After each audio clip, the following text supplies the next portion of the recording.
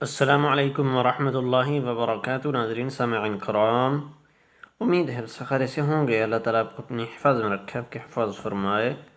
ناظرین سامعین کرام، آج ہم انشاءاللہ تعالی 18ویں روزہ کا جو وظیفہ انشاءاللہ تعالی سیکھیں گے۔ فجر کی نماز کے بعد یہ کلمات 121 مرتبہ پڑھ لیجئے۔ بسم اللہ الرحمن الرحیم۔ اس کی فضیلت یہ ہے کہ جو شخص صبح کے وقت یہ کلمات پڑھے تو حضور صلی اللہ علیہ وسلم نے فرمایا کہ میں اسے اپنے ہاتھ سے پکڑ کر جنت میں داخل کرنے کی ضمانت دیتا ہوں۔ تو انشاءاللہ تعالی یہ کلمات سیکھتے ہیں۔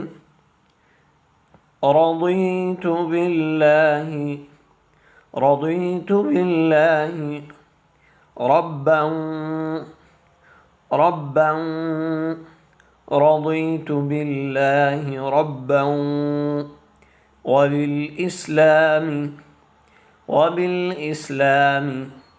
رضيت بالله ربا وبالإسلام دينا وبمحمد رسولا نبيا